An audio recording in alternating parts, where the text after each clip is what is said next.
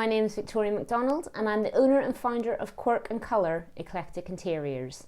We're an interior design company based in Brighton that helps busy professionals to transform their homes to reflect their personality and to increase their happiness and well-being. We also help HMO landlords and holiday let owners to minimise their void periods and to increase the prices that they can charge through good interior design.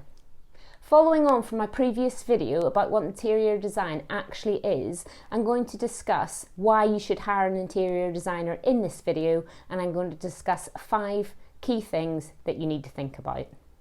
So in America, it's actually very common for people to hire interior designers, but not so common in the UK.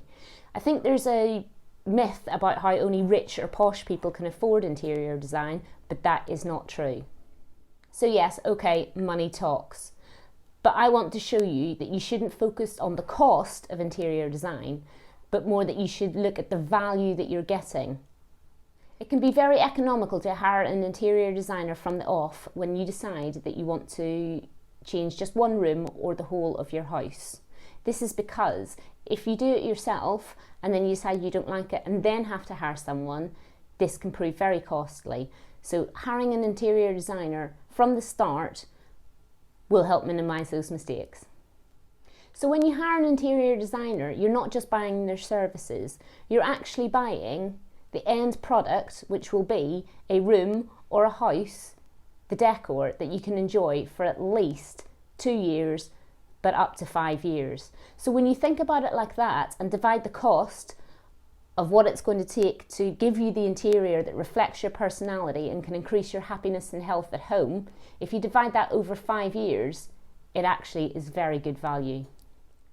I know you'll be really keen to know the cost up front, but one price won't always fit every client and every project. Therefore, most interior designers will actually have a range of packages to suit your needs, so you'll need to talk to them, communicate, preferably on the phone, so that they can understand what you actually need and so that you're not paying for stuff that you don't. A lot of potential clients will actually underestimate the cost that a project will entail. So a good interior designer will actually break down the costs and show them what is necessary and what they can achieve on their budget. Work out your budget beforehand and be clear with the interior designer about what you have to work with. Also, some interior designers will charge per project or per the hour, so ask them that up front. So what does the interior designer need from you? A good interior designer will spend time getting to know you.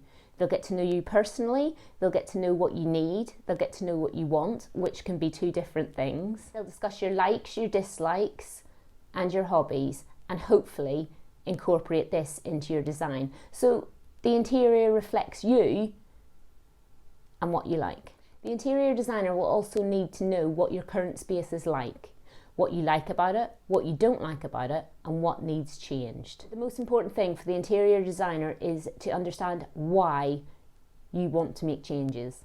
Whether this consultation is in person or on the phone, go with your gut. If you feel that the interior designer isn't understanding you or is trying to push something on you that you don't like, then just walk away, because it is your space and you're the person that's paying for it.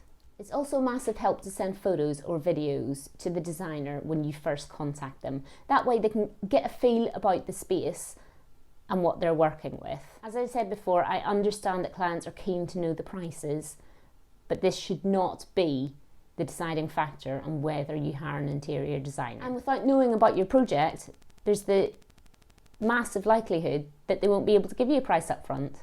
So what makes a good interior designer?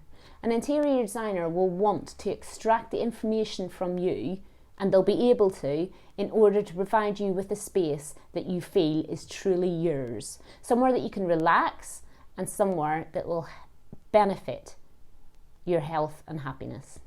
However, it's also the interior designer's job to try and push their clients a little bit outside of their comfort zone, because you'd be able to do it yourself if you didn't. And an interior designer might suggest things to you that you wouldn't have thought of yourself. Spend some time with your interior designer, either talk to them on the phone or meet them in person to find whether you are a good match for each other. Is the interior designer someone that you can see yourself working with? Is it someone that you actually like? Or are they trying to push you into a sale and suggest ideas that you're not comfortable with? A good interior designer will also turn clients down if they believe that they're not the right person for them. So please do not get offended. They're actually doing you a favour. So how do you find a good interior designer? Well, word of mouth is always the best form of advertising. Do you know someone that's used an interior designer? Ask them about how the project went and what the person was like to work with. Do an internet search based on your location and find out what designers are in your area. It'll be a lot easier to work with if they're local to you, and look at their reviews. Bear in mind though that some interior designers won't have a lot of reviews, but you should ask to see their portfolio. What's their previous work like? If they're new in business, then that's not a reason to discount them. And actually, their passion and their keenness and their prices might be a lot better. There's also a lot of websites now that act as like a matchmaking service between interior designers and clients, so have a search for those online. Most interior designers will either have a degree or a diploma in the subject, but don't base your decision on qualifications only. Have a look at their personal style. Is it something that suits you? If you want to work with an interior designer but you can't afford their services but you're still really keen, ask them whether they do instalment plans so that you can spread the cost. Imagine using this space and how that is going to make you feel. Imagine the impact that that is going to have on your life.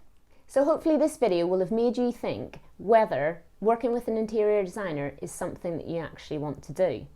So how does your home currently make you feel? I've popped the link to my quiz below, so go ahead, have a bit of fun, answer the questions honestly, and then please feel free to contact me with anything. Thanks very much for watching, and I'll do another video soon. Bye!